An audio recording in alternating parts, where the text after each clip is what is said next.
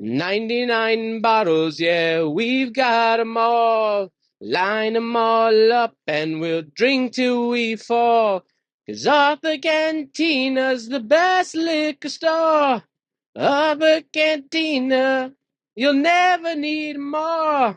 Hello, welcome to another episode of the Arthur Cantina Podcast. I'm your host, JP, with the other host, Anthony. And Hello. Today, we have a good friend, Tommy. Tommy from Superbird. Thank you guys very much for having me, Psychosis and Anthony. You're welcome. Thanks for spending your Sunday morning with us. It's no better way I want to do it. Arthur Avenue, I went to Calabria, got a little bit of pork. Got to talk tequila and spirits with you guys. Was Pete working today? I'm assuming Pete was the gentleman with the Italia football jersey on. So there's an older guy, I think that's his uncle, a little skinny, a little shorter. Yeah. There's a taller guy with black hair. I was a shorter guy. I didn't see Yeah, Pete. so I think it was his uncle, yeah. Yeah, usually one of them is there on a Sunday morning. I had my agenda. Calabria, Madonia, Casa Mozzarella. You hit all three. You hit all Dialed the in. And then trifecta. they probably will close. They all closed by like 12 or 1 today. It's a beautiful thing. Yeah. Everyone's got to be on for football. Oh, yeah. No, I got to go to I'm going to miss the Giants game again. Not that matters. 'Cause- After last week, I have no problem missing any New York football. What are you, a Giant or Jet fan? I am unfortunately a Jets fan. I like the Jets. I'm I'm a Giant fan, but I don't have no ill will towards the Jets. I love Aaron Rodgers. I'm a big Aaron Rodgers fan. a New York fan outside of Buffalo. They're a little annoying. I hate Buffalo. Buffalo fans are the worst. Your team's in Canada, and they're like obnoxious. Oh, but I love the Bills Mafia. That's the worst part. If I could go back in time, and you're a pro wrestling fan, a group of fans whose entire gimmick is jumping through burning tables. If I could go back in time, I would be a Buffalo Bills fan just for the culture. I get it, but I don't know. So, what are we tasting today? Should we get right into the? Oh, actually, we should.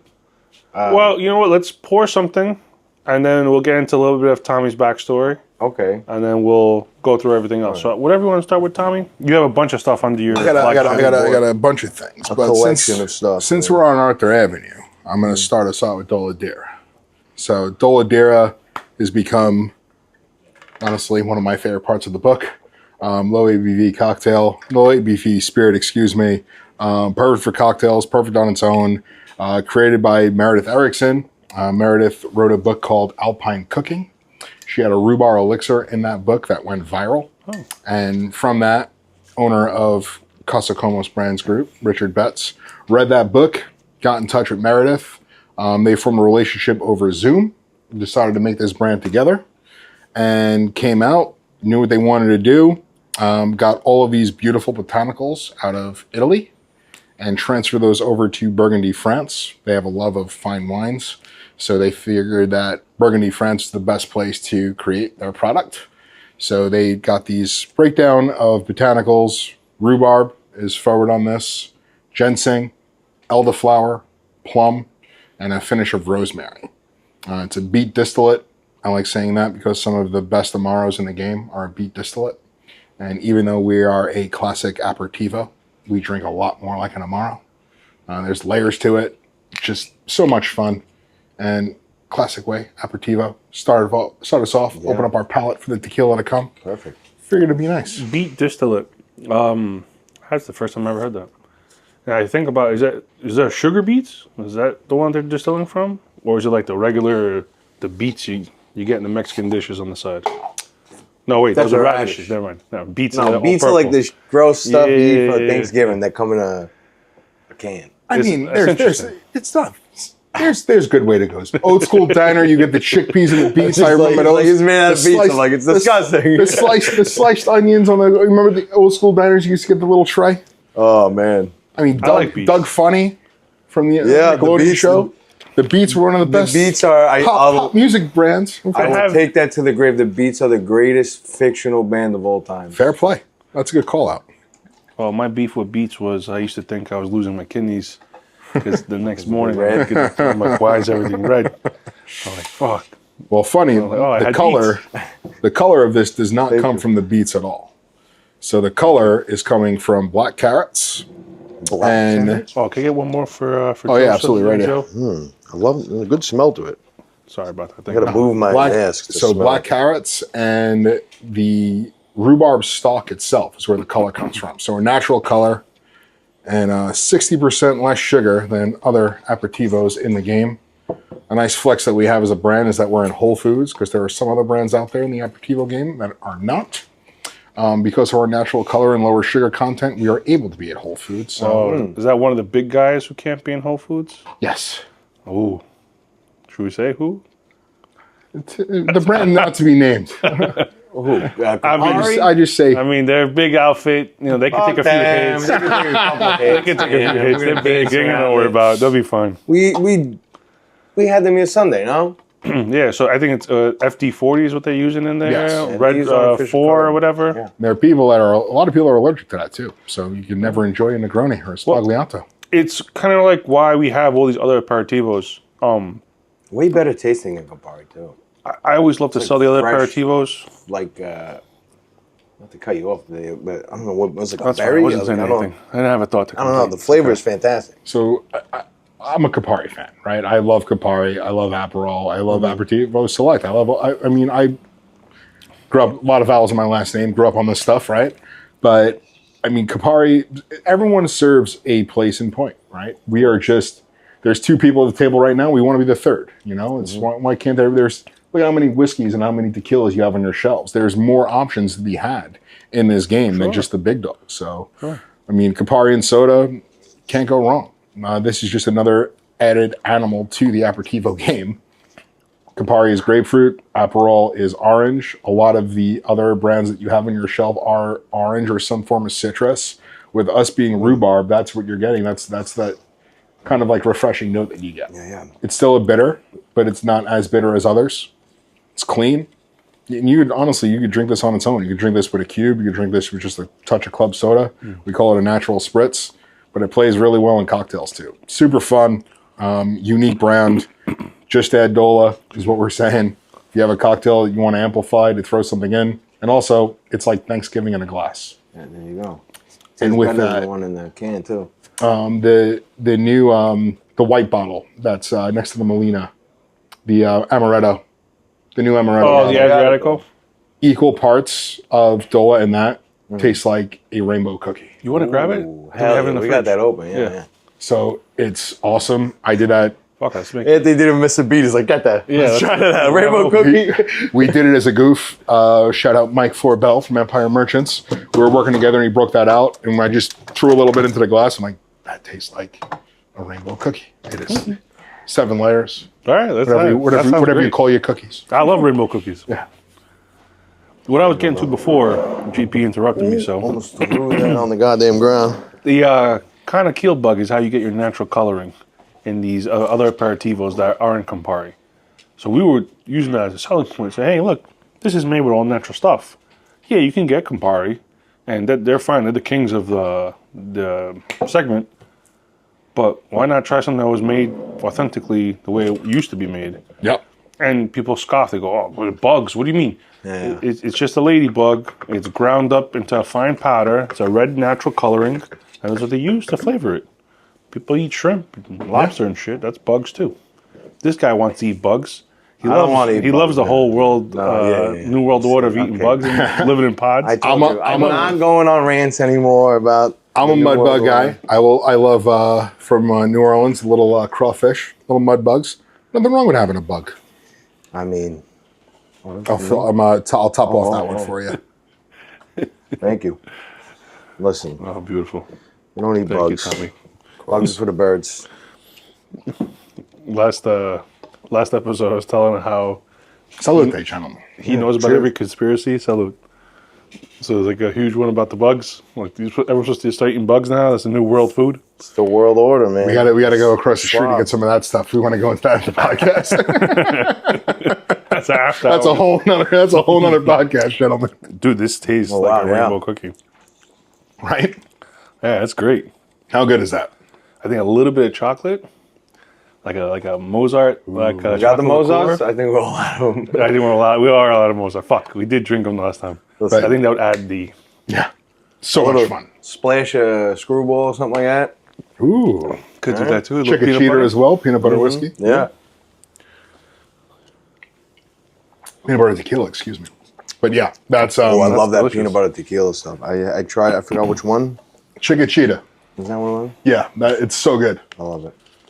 We have a friend, Brian Axelrod. He's leading that brand. He also has the gentleman LeGrand Whiskey, the gentleman from Rutgers. I got paralyzed in the field. He made a whiskey with him. Okay. And he also has Chiquitita. Really nice Grand, brands. Wyoming? No. This is they're making it in Bardstown, Kentucky. I think it's Eric LeGrand. He hurt his neck. He got paralyzed on the field at Rutgers. Brian became friends with him. Now supporting him and supporting research for that world through LeGrand Whiskey. It's really good stuff. They don't pay me. That's unsolicited. Nothing like a life-changing event like that. 100%. So, how'd you get involved in the world of alcohol? So I've been an industry kid, man. Was waiting tables since I was 15 years old. I was at Sirico's Caterers on 13th Avenue in Brooklyn. That's where I started out. I worked at Major Steakhouse in Long Island when I was out in college. Came back and I was at Bobby Van's. So I worked as a front and back waiter at Bobby Van's Steakhouse in the city. From there, I decided to go work for the federal government for a year. Had my, what we should call internship from college. So I did real estate and accounting worked behind a desk for a year. Realized what I didn't want to do for a living. Went right back in the hospitality, and I started working the door for Gerber Group at Whiskey Park on 59th and 6th. It's no longer there. And from there, I started managing and became a general manager, and I got more interested into the bar programs. And the first thing I did was create this like really cool craft beer program there that like from every borough, different style stuff. And I realized that it failed miserably. I was a beer guy. No one drank it. Wasted a lot of money on beer. Then I started getting heavily involved in whiskey. Started working with guys like me now of like doing like whiskey educations at the bar. And I'm like, this is really fun. I started with our bar program that we had there. I started like really trying to educate myself in the bar program, in cocktail development, in spirits, and I became a rep for Empire Merchants. So I was an on-premise sales rep for just about 3 years. Made my bones telling people I was their Grey Goose guy. So it's very challenging. You guys meet reps all the time, right? On-premise is a much different animal. You guys have far more shelf space in a liquor store than any on-premise venue does behind their bar. So it's literally a fist fight for on-premise. And going in there as their fourth sales rep from Empire was extremely challenging. So I would run my reports, and the most we were selling was Grey Goose. So I introduced myself as the Grey Goose guy for everybody, which I wasn't lying. I was or they would order Grey Goose from, but I didn't work for Grey Goose. Yeah. But built my territory off of Grey Goose, and then Grey Goose left Empire to go to Southern. And I lost 65-70% of my revenue. And from there, I, with Chris Gilio's help, who was the director of sales at Empire, so my big boss, told him, like, I really don't think I want to be a rep anymore. I would like to be on the supplier side. He helped me become the brand ambassador for Bayou Rum, for Stoli Vodka. So I launched Bayou Rum as their brand ambassador. Got to travel a good amount. Got to launch Canada for Bayou Rum. Wow. Then I went to Proximo Spirits for just about a year as well. And from there, Chris Gilio took me back. So he got me my job at Bayou. He left Empire, went to Edrington, and took me back to work with him. And I was at Edrington for about just over 5 years, doing some really fun single malt scotches. And this opportunity came up. Canned cocktails seem to be all the rage right now. So I signed up to this game thinking that I was just selling a canned tequila cocktail. And here I am now, 3 brands, 2 different tequilas, and an Italian aperitivo. But yeah, it's been a good road. Industry baby, always did it, always have it in my blood. So, And you're good at it, man. You're very personable. You're a friendly guy. the gift of gab goes a long way. It really does. I mean, when we met the first time, we hit it right off because Anthony goes, "Oh, you like this guy? He likes wrestling too." I'm like, Anthony just said that in passing, but he doesn't understand. Like, wrestling fans, you're like, look at each other. You're like, oh. I mean, I came in with a mask and a wrestling shirt. You too? Just for this guy. And I'm on gimmick too. This is my Arthur Avenue gimmick. I want Sergio Tacchini, you know. So I'm playing my gimmick. I'm on against it. But honestly, this brand really is like playing a pro wrestling again. Yeah. I mean, you got the Superbird. Just like it all goes with the aesthetic of like the luchador. Yeah. You got the belt. I mean, and you're doing a wrestling event coming up, right? Oh, very excited with Fight Factory Wrestling. Our next event is just shy of a week. It's in 6 days. You gentlemen are coming, correct? Very exciting. Yeah. So, we did our first one at Martell's Tiki Bar. We did 4 specialty cocktails and crushed it. Crushed our cans, crushed our Fuego Tequila at that one. And now we are going to the Staten Island Ferry Hawk Stadium. So, September 21st. Very excited. Headlined by Enzo, the real one, formerly Enzo Amore. I'm wearing my your certified G. Oh yeah, I got the certified G. I got the hat. I got 2 of the shirts. Danny Muff is the champion for Fight Factory. I believe he is going against AJ Francis. Really, really fun big boy independent match. TJ Marconi going against Wrecking Ball Legursky. So this kid played. I'm fairly confident I played football against him because I think he went to Central Connecticut State. He played football in Connecticut. Big kid, moves well. I first saw him a few years back at Northeast Wrestling. Okay. So he's going against TJ Marconi, former WWE guy, Bronx guy as well. He was doing the Bronx Wrestling Federation for a bit. Down the block? No, that's... The BWF was at a powerlifting gym in the Bronx. I don't think it's near here. But, Gold's Gym, maybe? It's going to be a really fun day. These guys put on an awesome card. You got Chris, Dave, and Tommy who own the company, former pro wrestlers themselves.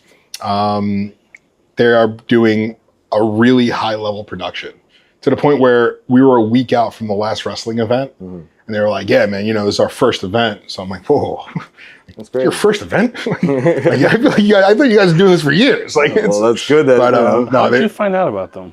So it's funny, Martell's. Rick the Model. Rick the Model Martell. Arrogance. Yeah. I told you I was going to turn this into a wrestling podcast. Well, I'm going to... Martell's was able to plug us together, and they were asking some of their brands that they were working with for the year to support some of their activations. So I got to pick and choose like who I would want to work with, and I saw wrestling, and I was like, boom. Like, I want the pro wrestling. They must have been like, what? They're like, someone picked us to sponsor? What? But outside of being a fan, right? Just because pro wrestling is real and people are fake, that's a given. Amen, brother. The pro wrestling fan itself is the perfect consumer to recruit. If you look at a pro wrestling fan, sitting to the left of me right here, always have great shoes on. Pro wrestling fans have great taste of sneakers. They have at least a $200 pair of sneakers on their feet, right? They walk in, they're wearing. He's the budget. I'm the. He's the guy that's watching from like the fence outside the stadium. But he's on brand though because they're wearing their favorite pro wrestlers T-shirt. They have some other piece of merchandise, a mask, a towel, a head, a finger, whatever it may be. They're spending $300-400 on belts, right? But they're also going to these events with extra change in their pockets for a meet and greet for whoever they like to buy a new shirt. So these guys have money in their pockets, and they're going to. They're the consumer that will listen to you. Called the money mark. That's what we call them in the biz. The money marks. But it's not just a mark. Like that passion is it's receptacle. Because I have the same passion. I'm not trying to rob from them. I'm just trying to introduce them to my brand. I'm like, hey, let's enjoy this stuff together. You know. How do they market to existing wrestling fans? Do they put up flyers? There's like a.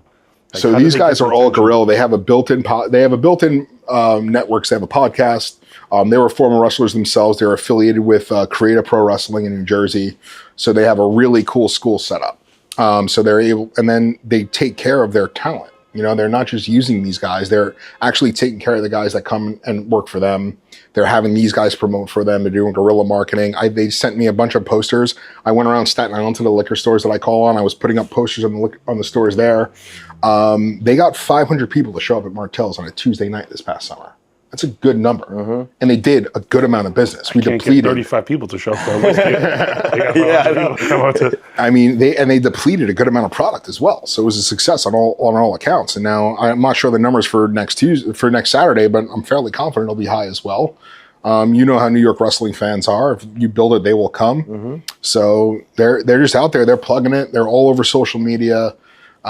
They're doing it the right way, promoting the right way. It's really cool. And it's just like building a brand here. You know, you got to stand out in a crowded crowd. It's interesting to me how you grow from like nothing to something. If they're starting a whole new thing, whole new, what do you call it? Not an arena, but a whole new league. Organization, right? Or federation. Right. Yeah. You got to start from somewhere, right? Same thing with like a liquor brand. You got to start from somewhere. It's doing the same, but it's being different. You know, there's 1,000 tequilas out there. How does Komos and Superbird sit aside? There's 1,000 aperitivos. Yeah. You got to love what you do, right? If passion is a key part, I think, of brand building in general. You guys know it. Like, you guys are consistent. You guys are on board with it. You guys are doing this podcast every Sunday, taking time away. For our 10 followers. But yeah, it's like it's but the you same love 10 it. people. But you love it. The passion comes through, and consistency is key, and it'll grow. Rome wasn't built in a day, you know. And the same thing. Like, no one needs or wants Superbird. I am very well aware of that. No one needs or wants Komos or Doladira. You have to go in knowing that and saying, how do I make it different? How do I make them want that? Consistency, passion, and creativity are the ways to do it, in my opinion. You should be like a spoke. What do they call, like a motivational speaker? That's my TED talk for the day. Yeah, I'm like, he's right. He's fucking right. I used to watch a lot of TED Talks. It's knowledge is key, right? No. I mean, also too, sometimes you need to think different from what your current line of thinking is. Because you may be approaching it a wrong way, or a way that you's inefficient, and someone else has a better approach to it. And sometimes those TED Talks unlock your mind to a different way of thinking. If you look at a 6, you look at a 9. You're both right. You're both wrong, right? So you gotta know when to concede defeat, right? Or you gotta know what you don't know. I think that's the most challenging part of any business, is knowing what you don't know and having the right people around you that will challenge you in that, and that will, like, hey, I understand where you're coming from. This is gonna work. You know, like it's a challenge. And that's what's great about the Five Factory guys that got 3 people. That's what's great about CKBG. Like, we have some awesome leadership of seasoned vets that have seen a lot in the game. We have guys from Belvedere. We have guys from Moet Hennessy. We have guys from Jim Beam. We have guys from Fine Wine. We have all these seasoned veterans that come to this game with a different look and a different approach from big companies, and having the knowledge of a big company, but you can't approach market like a big brand. I can't come in and approach a brand like Patron or Casamigos. I don't have that street cred yet, you know. I have to come in here. I have to do tattoos. I have to do pro wrestling. I have to do Halloween parties. I have to talk to psychopaths in the psychosis mask. You know, like, I got to do things that people aren't doing. And that's the only way you're going to stand out. If everyone is doing the same approach, the same exact way, why copy that? You're already challenging yourself going inside the brand. Now you're going to challenge yourself even more by doing exactly what they're doing. There's nothing cool in mimicking. Yeah. Right? The only thing that's cool is an innovation. Yeah, exactly. I got it. You want to be the next. You don't want to be the next thing. You want to be the only you. You know, that's brand building. That's how you sit aside. That's how you grow things. The guys at Misguided Spirits, they have every category in the book, right? Those guys are killing it because they're doing things different. They're doing things fun, you know, like that. Those are the guys like, okay, I'm kind of doing similar things to them, but it's because we have the same ideas and the same passions and the same interests, you know, so I'm not trying to rip off of them. They're just doing things cool. Look at Liquid Death. Mm-hmm. Oh, yeah, water. Yeah. Water. Reinvented water. Water. Just man. in a can. I like it because there's no microplastics. But doesn't it have a fucking plasticized liner like every other can probably, fucking thing? who knows? But That's getting deep. How about that? But, I want to listen to that TED Talk. Hey, see?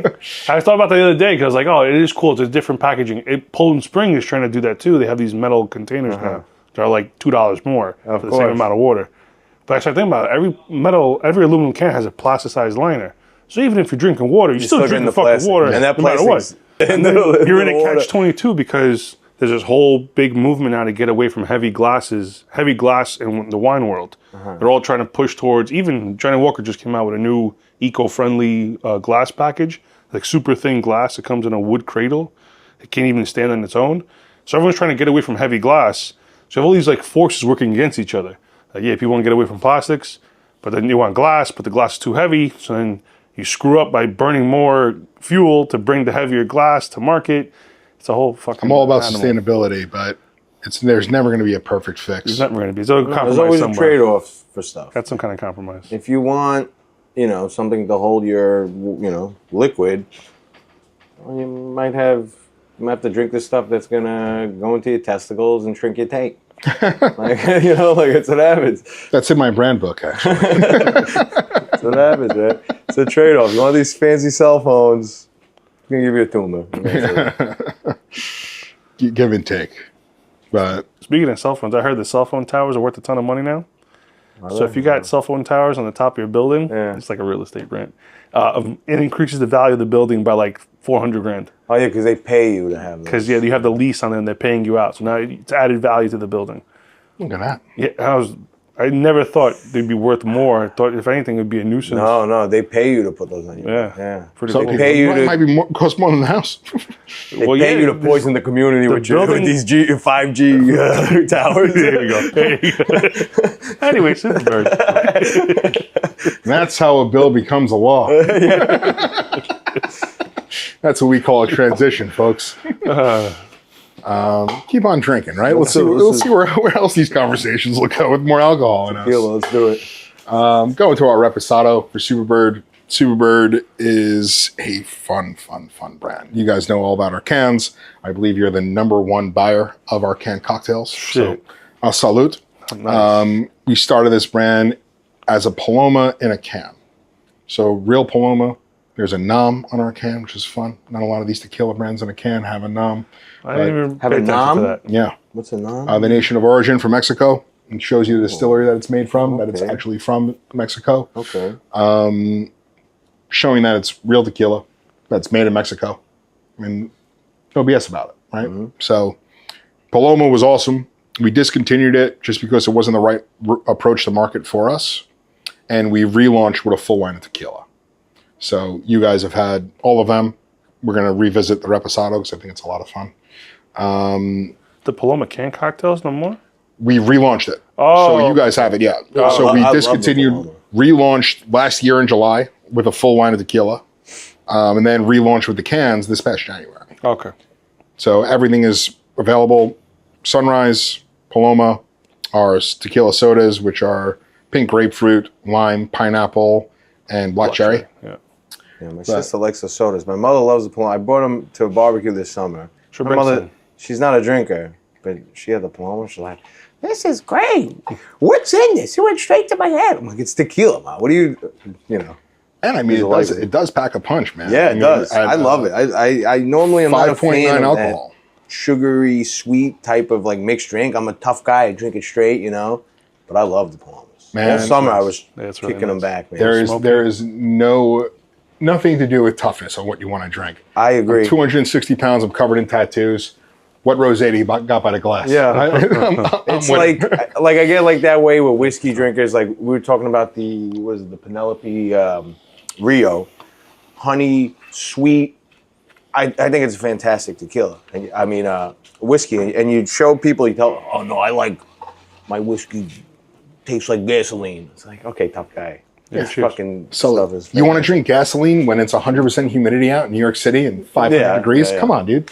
Like, there's a place and a time for everything. Like, yeah, I'll drink gasoline this winter when it's snowing and it's cold and Well, like the firefighters, they like to drink woody, the smell overproof or cask strength whiskeys. I'm like, all right, I get it. You're smelling fire all day. Your nose hairs are burned. Yeah, that's what they like. I mean, it also maybe makes them feel tougher. I don't know. But they like that high-end stuff. For me, it's too aggressive. Yeah. Place at a time. That's why I think Superbird has that perfect balance, man. Lowland and Highland fruit, stone cook, Tohono extraction, open air fermentation, copper pot stills. We are aged for our repo in former French white wine barrels, as well as former bourbon barrels. So you get that crisp flavor from the French wine. You get the vanilla and the caramel from the bourbon, but it's not overwhelming, and it's clean. So it's not, you don't feel like you're chewing on it. It's not feel like it's pumped up with a bunch of flavors, There's no Kardashians walking around with horses. So it's funny you say that. Like a Tommy instead. We share the same nom as them. So we do share the same nom as 818. Wow. But at the distillery, there's two different ways of doing it, right? So we are going with we're not going with the, what's it called? The pressure cooking way of tequila. The industrialized. Yeah. So we're using a stone and a steel autoclave. We're not Tahona, right? Yeah. So doing it both ways. And we're not pumping it with stuff. And you can taste that in it. So on the brands, you feel like you're chewing the tequila, right? It tastes like a Werther's. It's too much vanilla or caramel in it. This is still tequila. It's still balanced. Still tastes good. Yeah, it's my big beef with Clase Azul right now. I don't mind taking shots at the big guys. I don't know. I just feel like it's too sweet. I mean, I don't remember it being that sweet years before, but the last time I had it, it was like way too sweet. There's a lot of brands that will go out there and change their formula just to keep up with production. Yeah, these guys are crushing life, man. I mean, they're the hottest brand on planet Earth. You know, and you see it everywhere, and that is the baseline now for luxury tequila. My sales have tanked for Clase Azul. Luxury sales in general, I don't think it's just Class A. 1942, a lot of these brands, I think people just got less money in their pockets. But Johnny Walker Blue, though, still going strong. Say it again. Johnny Walker Blue still going strong. Yeah, I think that's different market, though. I feel like. Well, I think like that customer always knows the value of that brand, and they're like, "Oh, I have to give a gift to someone." Yeah. They know that's worth $220, $240.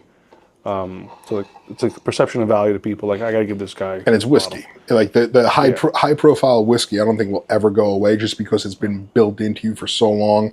How many movies do you see Johnny Walker Blue in? Like you think about certain people like. Oh, James Bond was drinking Johnny Walker Blue. Like that's the thing. You get Johnny Walker Blue and classic. Like I've never seen a 24-year-old girl in the club going like Johnny Walker Blue. No, she's got the Clase Azul because that's the cool fucking thing. That's what they told them to drink, and that's it. Are they still having it in the club though? I'm sure they do. It's still out there. It's still out there. They do. But I mean, in terms of like, it's weird, man. We're going through a very interesting time with alcohol. Well, we had a huge anomaly of COVID. The bump from COVID was crazy. I never sold more Clase Azul in my life when COVID happened. I couldn't keep the shit in stock. I was blowing through it. I was getting 5 case allocations, and couldn't keep the stuff on the shelf a week. That the government money has slowed down as well. That's another reason why people That's a big thing. I think people also get tired of shit too.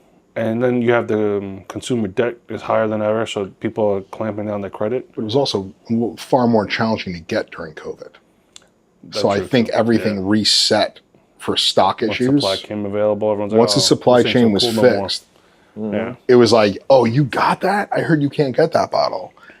Like the allocation game is, as you know, is wild. Yeah. So people being Kanye West, right? I put $700 in this. Say you ain't up on this. It was kind of that. Class A became that kind of flex because people knew that other people couldn't get it, and people started making a lot of money off of it. But now that everything is back, you got 1942 back. You got Casa Dragones coming to the table. Komos being a competitor to it as well. You got all these brands that are back. Supply chain is working the way it should be. Right. It's like a reset happened. The great reset's going to happen. We're going to be eating bugs, but that's besides the point. To be continued on podcast 1 of the bug eating world with psychosis. Well, no, but it's don't encourage him, Tommy. He's got the wheels turning in his head already. This is why I keep pouring tequila. I'm definitely encouraging this. I'm seeing where this wheel. I said I'm not going to turn this into one of my. Do it from a bunker. Yeah. I'll film it episode 1 down there. That's going to be. I said I was going to turn this into the wrestling podcast. I was going to turn this into JPW, not the JP conspiracy podcast. I love it. But what do you guys think of Doladira and the Reposado? It's fantastic. I love the Reposado. I love the smell of it. I love the taste of it. Problem is, it goes down too easy. That I just kept drinking it. The French barrel and the bourbon barrel. It's like a cocktail. It kind of marries everything together, and you smell a little bit of the wine in there, and you're getting that caramelization from the bourbon cask, you're getting the vanilla from the bourbon cask. It kind of harmoniously connects everything together. Makes it a really nice, well-balanced tequila. And that's what's cool about going back Richard Betts. So he creates all these products. And Richard knows flavors better than anyone that I've ever seen marry flavors together. He's got a wine background. He passed his master sommelier test on the first round. More people have walked on the moon than have done that. Like that's Once here we go. Here we go. That bullshit. He has his whole thing, he didn't land on the moon. I'm like, yo, I we landed on can't the wait to moon, pour man. this fuego. We're going to keep going, boys. But it's a challenging exam. He passed it. He created several different wine brands. He created several different agave spirit brands, Austral Tequila and Sombra Mezcal, Komos, and now the Superbird. So the way that he brings these flavors to life, and you saw it with Doladura as well, excuse me. Like, he's a Jedi Knight in terms of creating these different flavors, which is a lot of fun. It's an interesting thing to me, too, to see the Wanna birth of the reuse brand. Yeah, I'll reuse mine. Cool. So Fuego. What were you saying? I'm sorry. No. When a brand is born, much like how this wrestling thing we're going to next week is born, there's a beginning, there's a ramp up, and then there's a whole life cycle to it. Right? There's the peak, there's a dip, that can be re-peaked again, and then just stabilize from there. I look at brands like J&B, White Horse, all those brands, how they peaked in, I don't know, the 90s, the 80s, 70s maybe. Yeah. And now they still exist. They're just like kind of like in the background, like I guess waiting to be reborn again in the future. Or it's like, Or you know they what? sunsetting? They're established. They have their audience. They have And who they they're just going to go go, with it, and yeah. they just coast. You don't That think brand maybe may- J&B might get reborn? I've seen other shit like that come up again, and I'm like, God, it's You never crazy. know. Old Well, brand. a show plugs it. You know. Yeah. You never know. In the world of social media and the world of media itself, It takes one person to be like, oh, you have J&B, and the next thing you know, because, so-and-so is drinking it, everybody wants it. I don't you know never. what the It's time frame is. it's such a wild industry. Whoever thought that people would be slamming shots with their grandmother, their niece who's in college, their friends from college, and their aunt who's 60 years old? They're going to be peanut butter whiskey. Yeah. You never know this industry. You never know where it's going to go. So it's never say never. You know. The thing about like the industry is so weird. It's not weird. I should say it's different from other industries. Like the BlackBerry's never coming back. Right? They tried a couple times. They had like They did try with they the had like the BlackBerry. CEO, like a new guy. They're gonna do all this shit.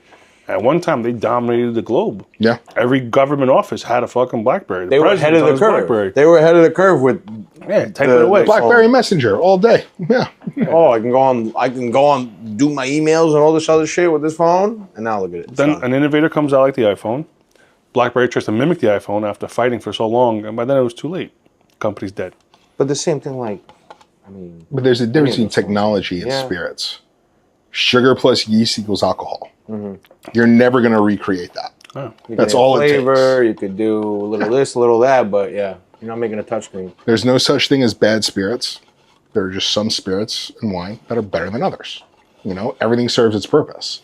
So you'll never get blown out of the water. And even in the economy. Economy's tough, cheaper stuff will sell. Economy's good, more expensive stuff will sell. You're never going to not sell alcohol. It's just what you're going to, just what SKU, what price point you're going to sell. So I think it's a different animal with technology and something like this that is just So what am I smelling? Delicious. jalapeno. Jalapeno, huh? So jalapeno, Superbird Really is enjoy jalapeno. infused. Superbird Fuego is infused tequila, infused with jalapeno, using the flesh and the skin, not the seeds. Again, they wanted to lead with the flavor of the pepper itself. So jalapenos are a green pepper. They're refreshing with a little bit of heat, right? A lot of these other brands will lead with heavy heat. We wanted to lead with the flavor of the pepper itself. So you get all those notes. The nose is jalapeno. First sip, while it's jalapeno forward, you're waiting for that heavy spice level to come, and it's not as heavy as you thought it would be. It's not overpowering with the flavor either. Because there's one, was it a vodka? The chili? Oh, I'm thinking about the habanero mango. No.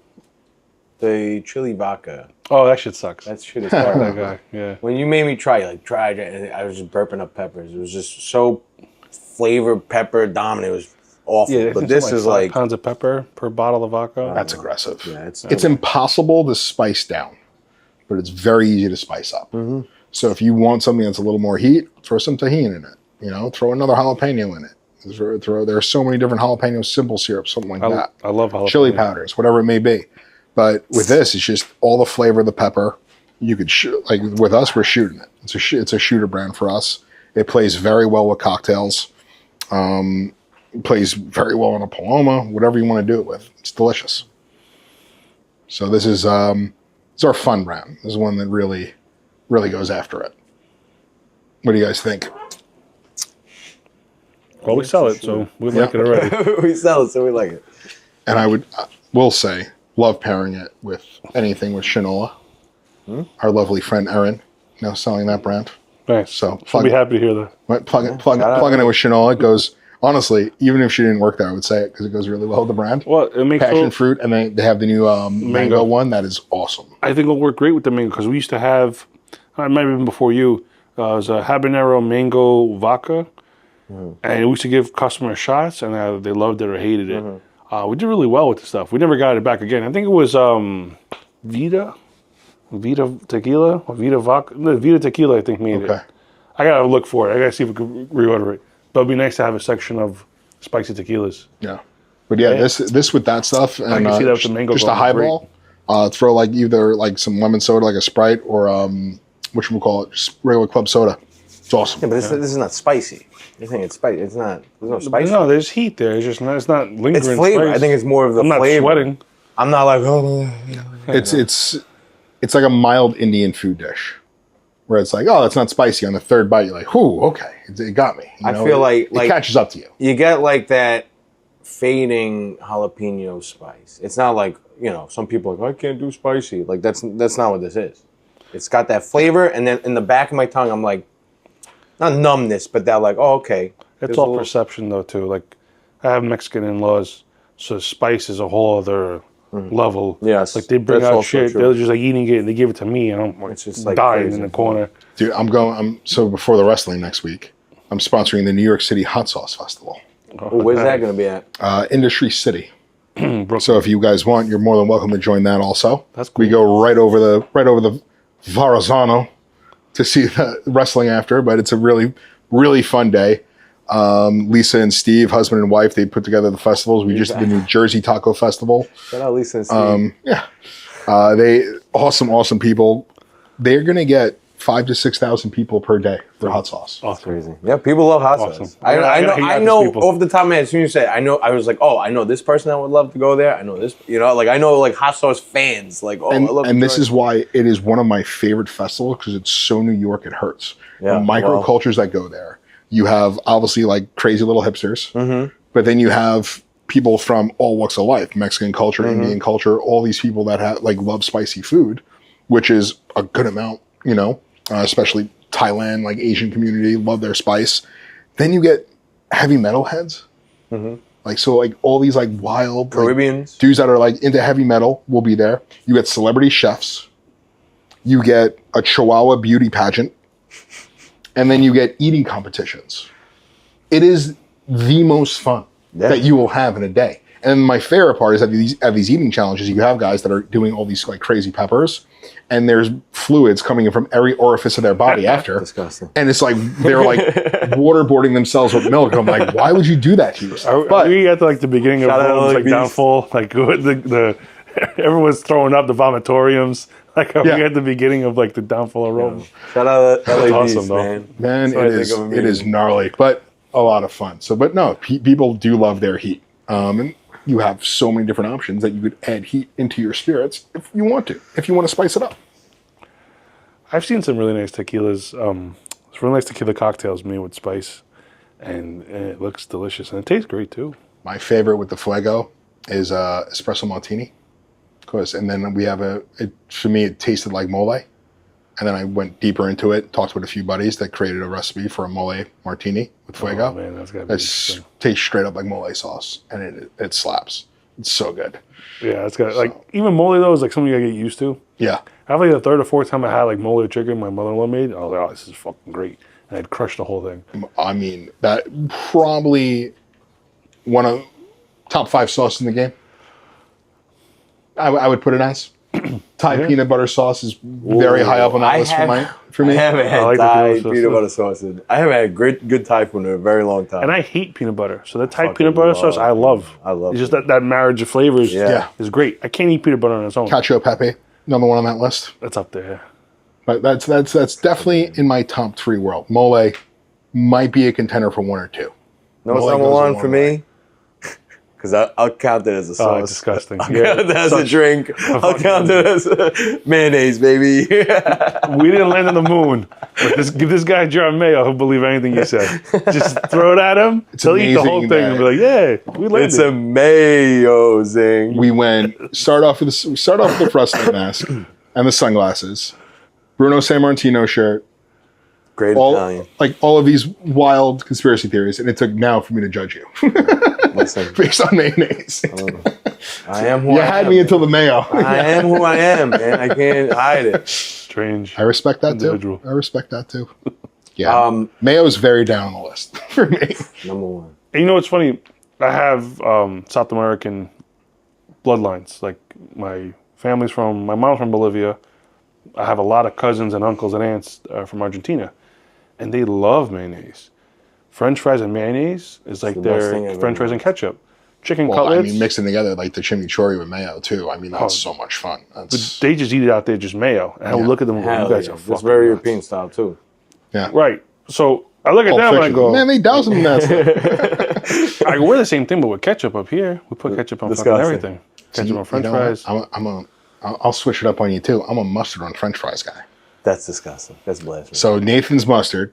Grew up Coney Island. Nathan's trial and true. Coney Island. Nathan's mustard. But those are crinkle cut fries, Yes. right? Yeah, I love crinkle cut fries. You But can put anything Nathan's on. mustard is My least favorite. No one can mess with that. No one can mess with Nathan's, Nathan's mustard. mustard? I gotta try that out. I like Walter's mustard. Well, if you So got Walter's mustard is very good, even though Walter's hot dogs are trash. You think that? Oh, you're out of your mind. You're out of your mind. There's a lot dude. of controversy in Split this the hot episode. dog. How do you split the hot don't dog? give a That's all shit the if flavor. it's split. I don't Half is give a- grilled, half is boiled. Make up your mind. Fantastic. It's fantastic. So who makes the best? You think Coney Island makes the best hot dogs? Feltman's all day. Feltman's hot dog, natural casing, followed by Nathan's. Where's that? So Nathan learned how to cook hot dogs from Feltman's. A gentleman relaunched Feltman's This guy hot just dogs. said he's from. What, are you from Coney Island? You're from? Bro, look at this. Come on. I wear it on my Of course sleeve. he's gonna say that. But still, Shout out Joey Chestnuts. Boar's Head, great hot dog. No Natural. more. We don't support Boar's Head no more. Boar's Head, man. come on, They're it's killing fine. everybody. They're killing everybody. Whoever died from the Boar's Head didn't have it before. It's fine. The Bushwick place is beautiful. It's I Boar's agree. Head all day long. I agree. Grow with up, you. people. I agree. Do they have a Bushwick plant? Yeah, Oh, I didn't know that. yeah. People are crying about the boy. Two people died. They were like 90, 1,000 years old. And they probably never had Boar's Head before. That's why they died. Exactly. Otherwise, your I immune agree. system I would have been used to it. Yeah, I told him, I was like, if you Grow got a up. bad piece of boarhead, you're gonna take one nasty fucking rocket shit, and that's it. Salcedo turkey, find me something better. Stop it. Boar's Head all day. I love Boar's Head ham. It's my favorite ham. So I still support Boar's Head hot dogs. I do too. Anything with a natural casing. I don't believe Walters is a natural casing. They split the hot dog. But they got all the three flavor different- comes out of it. You boil half. The other half is fried. Now the Walters like little potato bun things, the fried potatoes. I don't like those. Those are delicious. Specifically with the mustard, I mess with that. Like the little fried mashed potatoes. Yeah. Potato things. Yeah, those are With good. their mustard, their mustard is very good. The mustard is but good. the hot Relish dog mustard. itself, trash. I like that. It's what is it? Beef, Veal, pork, and veal. Yeah. You know what it has also? Zero snap. That's true. No snap. You need a snap. You need Maybe you a can ask them snap. to not cut it in half. I don't know, man. The first time I got it, I was so aggravated by it. And it became like a Westchester thing. Like a lot of Westchester people slice the hot dog in half. It's like, dude, like we're going to make the news tomorrow. Please don't slice my hot dog. I like the slice. I'm getting, I'll getting never very slice upset. my own hot dog. Have you but gotten them Walters- just like in the pack, like uncooked? Yeah, and that's why I feel like they're not natural casing. They don't have that snap. Even if you grill them at home and you don't split the hot dog, they don't have that snap. And I prefer the flavor of Nathan's and Boar's. I gotta get you some Kobe beef hot dogs from next door. Don't threaten me with a good time. I look at them all. But the time. everywhere around here too. Everywhere around here has natural casing. Yeah. That's where the snap comes from. Yo, this kid's not here yet. Very He's late opening particular. the store, by the way. Very particular. No, but I mean, listen, you have a really good perspective on it. If you've been in Coney Island, you're getting the best hot dogs out there and the most hot dogs. You guys even have a feature in Legoland. There's a whole big thing to Coney Island. There he is. I mean, see, that's what I'm talking about. That's what I'm talking about. I gotta get featured in Legoland. I gotta CI all day. CI all day. I gotta get somehow. I gotta get to the store and shout out to Coney Island Sharks, Pop Warner football. No one does it better. I see you, Mo Betta. Shout out to Cyclones. Let's go. I gotta check Feldman's out. Yeah, they're. Yeah, I forgot the dude. He's like an influencer now as well. He's does a bunch of stuff, reviewing places in New York. Really, really cool dude. I met him before as well. Nice guy. Can't remember his name on the top of my head, but Feldman's good hot dogs. Let's taste this Komos. All day. So, probably the reason why. Well, raise it up. Damien's out there. Yeah, raise it up. Reason why I have a job. We'll just keep. Let him get ready. Yeah. We'll keep it locked up. Let him set up. Keep it locked up. So the reason. The reason I have a job is Komos. Because Richard Betts created Komos, also created Superbird and Doladera. Komos is just a beautiful package. The bottle itself is awesome. Obviously, Greek heritage behind that. Greek symbols for sun, for water, and for the earth that are on that. Showcasing all things that grow this beautiful tequila. Lowland and Highland fruit, matured for just over 6 years. This one is, it's a Lowland Highland fruit, stone cook, Tohono extraction, open air fermentation, copper pot stills. This is our Añejo Cristalino. It is aged for a year in former French white wine barrels and then filtered through charcoal. Super clean, super easy. Very cool packaging. Super fun packaging, right? And cool. These have become a cult following in itself, the bottles. People like using them for olive oil. People like using them as vases. You have people that are cutting the ceramic with special tools to create glassware with it. So That's the tequila a lot game. of fun. You need a, thank you. You need like a bottle that stands out in the tequila game. As long as it's not too obnoxious, honestly, it's everywhere too, though. I mean, packaging goes a long way. Of course. But again, as a, Thank you. the problem with, like, this bottle is fine. It's not insanely, like, you get these What I love about it too is that bottles that are it's short. this big. Exactly, That's it's short. So for exactly. you guys, you have some of your most expensive tequila that has to get buried up top because it doesn't fit on your shelves. I love that it's shorter and then it will fit on your shelf.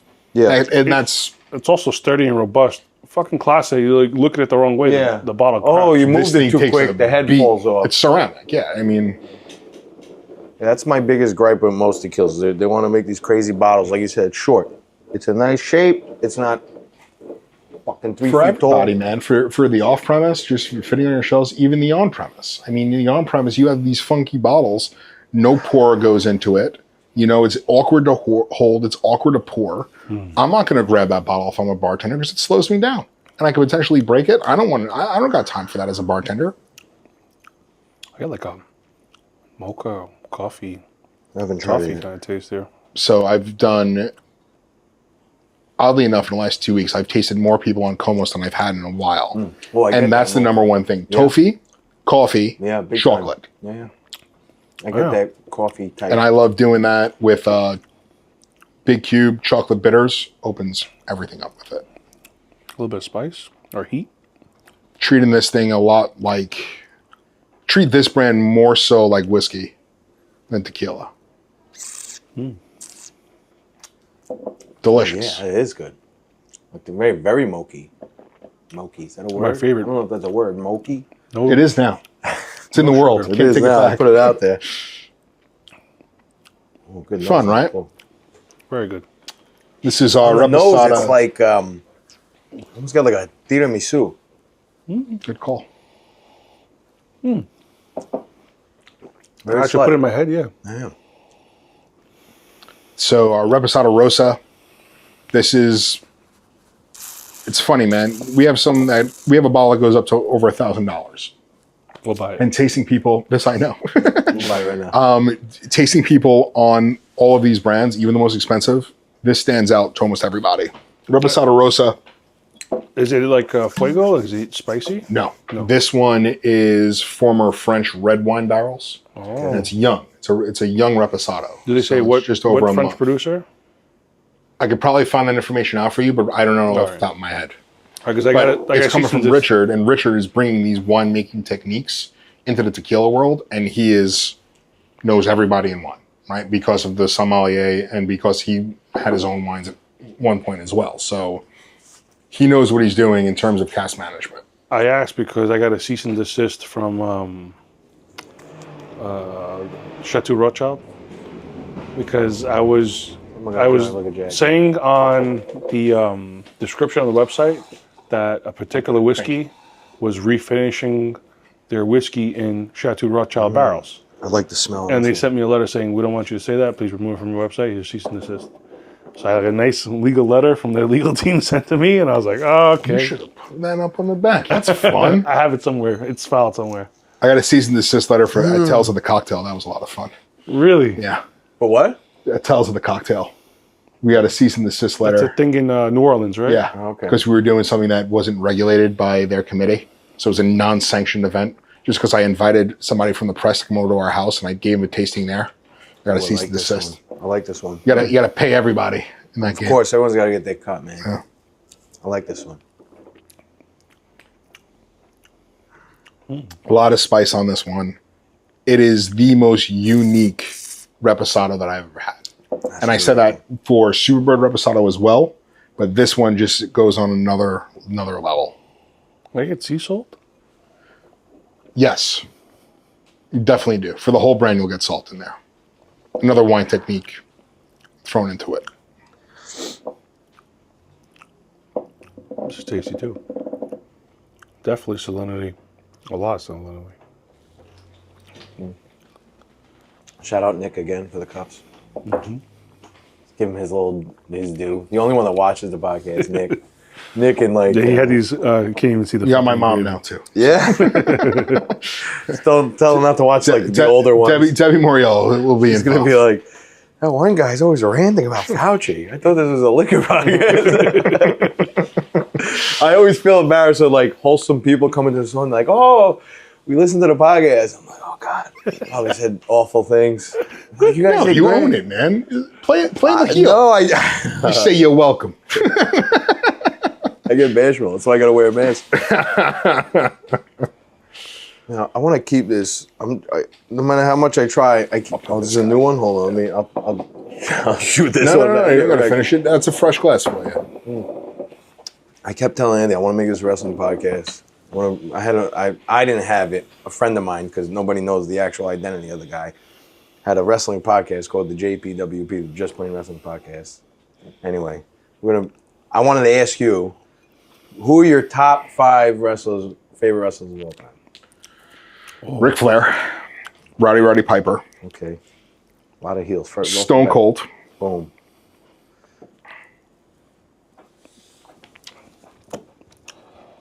This is tasty. It's a challenging question. I mean, no order, just... Yeah. Off the bat, Ric Flair. Mm-hmm.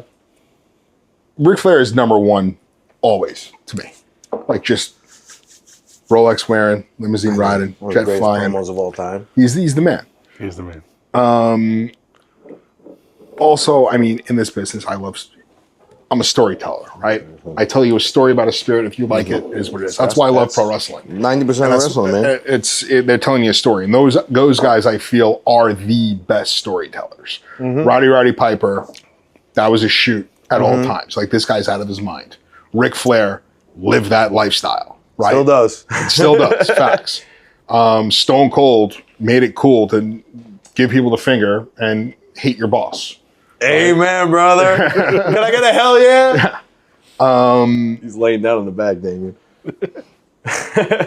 I'm going to put Brock Lesnar in the game. Wow. Okay. I didn't expect that, but I'll take it. I didn't expect it either. Well, Brock Lesnar, I think when he wants to work, he's one of the best.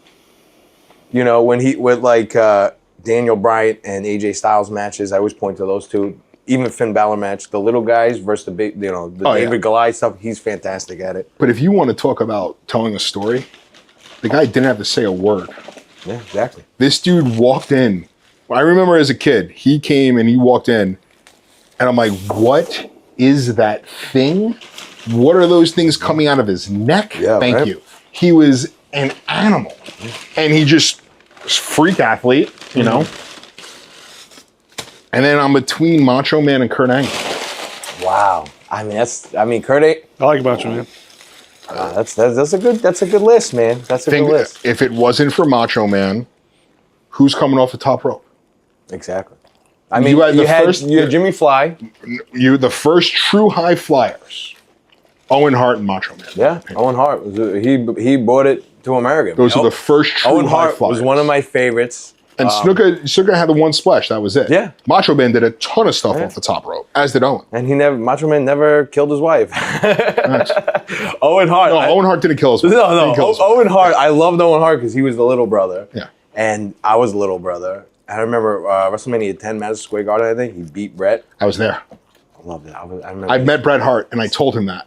I'm like, dude, I was there. My favorite WrestleMania match of all time is Owen Hart, Bret Hart. Yeah, fantastic match. And the Bret. If I would have known this, I would have brought my Excel spreadsheet that I have for favorite pro wrestlers, matches, and things. Yes, that is real. I have a full Excel spreadsheet on pro wrestling. When the JPW comes back, you're going to be on another date. First guest. Because I never had guests. They never had guests, but I'll bring you on. But then Bret Hart corrected me of what my favorite match should be. What it was the most Bret Hart thing ever. He goes, "That's not my best match. It shouldn't be your favorite match." He said his favorite matches is the Iron Man match with Shawn.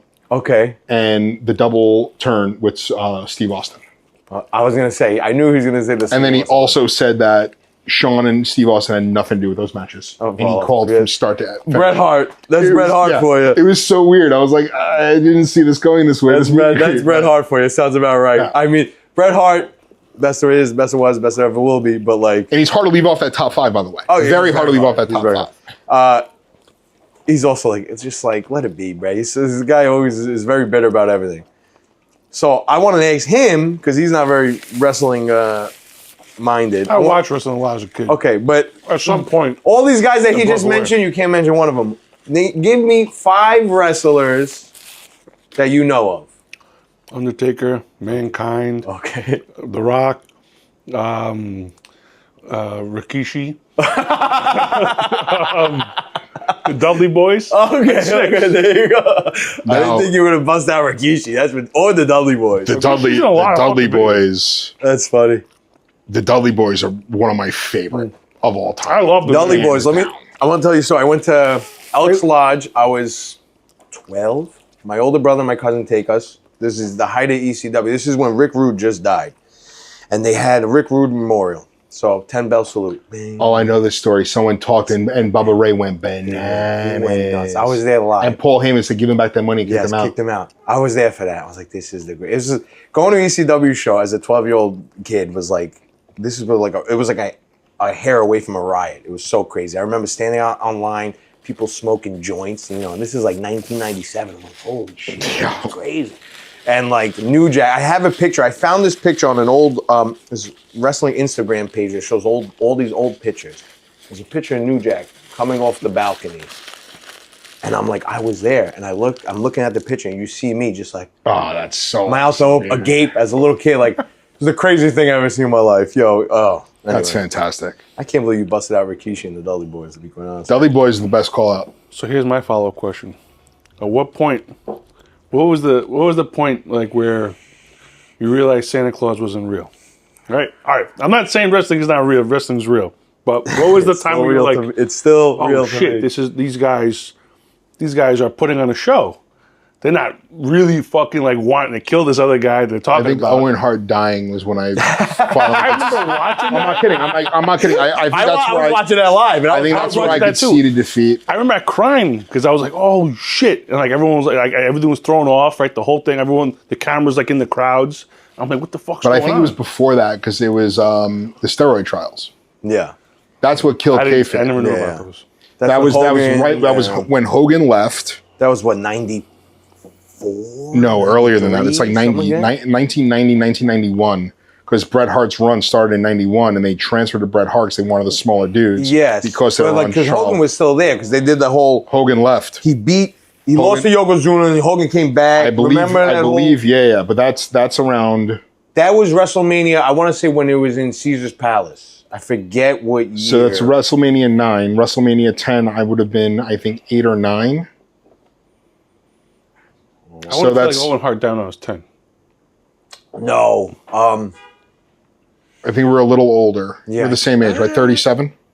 I'm just turned 38, yeah. Yeah, so we're the same age. We're a little older. 7. I'm fairly confident I was around 10 because I believed in Alex Express. Every time we went upstate, I was looking for the bus. I knew pro wrestling was real then. I knew pro wrestling was real for WrestleMania 10 when it was there. But then once everything started coming out with the steroid trials, which is around that era, is when I realized that it was real. That it wasn't real. Well, I knew I still watch it though. He was gonna ask this question. I knew that, and I was trying to think. I'm like, when was I can't pinpoint when I was like, oh, I know this is not. Because did you guys have like a little bit of like? Were you guys upset for a little while, realizing that it wasn't real? I have still not admitted it. Because it's not fake. To be completely honest, I know it's not fake because they're fucking each other up. They're sweating. They're putting in their It's back. predetermined. It's still not real. There has to be a point where you go, oh, fuck, Hulk Hogan's actually friends with fucking... See, and that's the stuff that I don't like about now. Yes, that's I agree with you. And I love, like, back in the day, they weren't allowed to travel together, right? Like, they had to keep it up. They would get in trouble if they got, like, what was it, Sheik and... What's your top 5 favorite TV shows of all time? They're all fake. They're all fucking fake. Yeah. So, okay? But Game of Thrones fake. Sopranos fake. No, guess what? Dragons aren't real. Yeah. But I'm not. And neither is fucking Papa Shango, but you scared the shit out of me. You shouldn't be a fan of it because they are performing. People go watch fucking Cirque du Soleil. Well, that's what I'm saying. It's like ballet. It's a live ballet. It's fine. It's more like Days of Our Lives. It's a soap opera. It's a soap opera of... By the way, comic books. Tequila's amazing. It's a comic book soap opera. It is. If you read comic books, they go in 5-6 episodes like per book. One series comes out per month, and it runs till 6, and then it goes on to the next storyline with the villains and the heroes. Right? Yeah. It's just like reading a comic book, but it's in real life with real people. You have your good guy and your bad guy. Yeah, it's beautiful. There's an old story. I think it was Ric Flair and I'm going to say Ricky Steamboat or something like that, riding together. They got caught smoking weed. Right. No, that was Duggan. That was Duggan and like the Sheik. Yeah. This one, I was like, they were just riding together. They pulled over to get gas and whatever beer, and then fans showed up. So then they had to like beef with each other in the store and like leave separate. Like that's how you had to, or they would get in trouble. They would get fined. Iron Sheik is hilarious. R.I.P. Sheiky, man. Haktua. Jabroni. By the way, what did you guys think of this? I was just saying this is fantastic. So that is former French red wine, former bourbon, and finished in Oloroso sherry. That one is like a meal. Yeah, that's saying the complexity on there was. That's my favorite. That makes sense. You said it was three different barrels, right? Yeah, delicious. That's Ric Flair. I think it'd have been funny if Ty would have picked me up and said, "It's not real." If Tommy would have picked you up and body slammed you, I would have fucking been like that guy Saturn picking up fucking who was it, Andre the Giant or whatever the fuck he picked Saturn. up. Yeah, Saturn jacked up that some gigantic dude. I forgot who he picked up. He picked up a jobber and beat the brakes off of him. Some poor dude. No, I remember Saturn picked up some guy who was like super big. I forgot who it was. Damn, I underestimated you. I remember short little bull dude. I was like, yo, this guy's super strong. He like picked him up and fucking dropped him. I love the pit bulls. ECW pit bulls. Yeah. Oh my god. Oh man. ECW, the good old days. swear to God though, like I look at pro wrestling for inspiration to build brands because nobody builds a brand better than a pro wrestler. Of course, because they are sell your merchandise brand, to get over with the crowd, to get more airtime, all that. Pro wrestlers will build their own personal brand better than anybody else. Specifically, they like have to. The background of it. Like, here's what's cool about it too, and I think seeing behind the curtain has made me more of a fan because I am a creative kid and I like that stuff. So seeing like, okay, we're Mankind, right? We're gonna give you a mask because I think you're ugly. Yeah. He turned that into. Oh, that's why they gave him a mask? Because he was ugly. He didn't want to see his face. Oh, Cactus Jack was the best. Cactus Jack was awesome. You got to watch King of the Death Match, Cactus Jack, Terry Funk. Oh my God. Cactus Jack, Bam Bam Bigelow, and ECW all day. Oh my God. Bam Bam Bigelow. But R.I.P. He thought he was ugly. He didn't want to put him, so we wanted to put him behind a mask. He was like, he's a good worker, but who's going to believe this? Now he gets that. You're for all mankind. You're this creature that lives, So he thought up of the different entrance musics. So the beginning music, and then Ode to Joy playing after he won to calm him down. He thought that up. He thought up going into the boiler room and hiding and not being in the locker room. Ripping his hair out. Like all those things, Crazy like shit. He added to that character. Otherwise, that character would have been dead in the water. He wouldn't have been thrown off the cage by The Undertaker because no one would have cared about him. He found a reason for people to care. He thought different. He thought outside the box, and people started investing in the character. Like Doink the Clown, same deal. Doink the Clown, I think, is one of the best characters of all time. A scary, creepy clown that had fun music. It's right there. It was all fun and games and happy and like doing pranks, and the bell would ring, and he was the most vicious wrestler out there. Like a mat wrestler, strong style wrestling, putting a beating on people, and the bell would ring, and he was all happy-go-lucky again.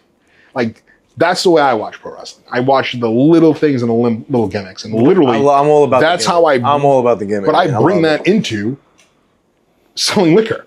I have different gear for every brand. But that's the thing. I'm not gonna wear what I wear to sell Komos to sell Superbird, and vice versa. And I think that's what makes you very good at your job. It's like, you know what you got to do. It's like you said, you're not gonna wear what you got to wear, like Superbird, right here. Yeah. You got to be like suited up, you know, Ric Flair style. It's a different beast. Damn, Mick Foley, Mankind, Undertaker, Hell in a Cell is like. Still, I remember watching that live. How did he survive that? It's insane. Crazy. DDP yoga. I met Mick Foley. Crazy. This is when Mick Foley, Mankind just became the champion. And we went to the Danbury Mall. It was The Rock and Mankind doing a signing, whatever. Yo, we got 30 seconds. We got to wrap this up. I love The Rock. Didn't get to see him. Got Mankind. Mankind was my favorite. I remember shaking like a leaf to give him a picture to sign. And I said, are you ever going to go back to Japan as Cactus Jack? And this is him. Just won the belt. He goes, I hope not. That was like the greatest moment of my life. Shout out Mick Foley.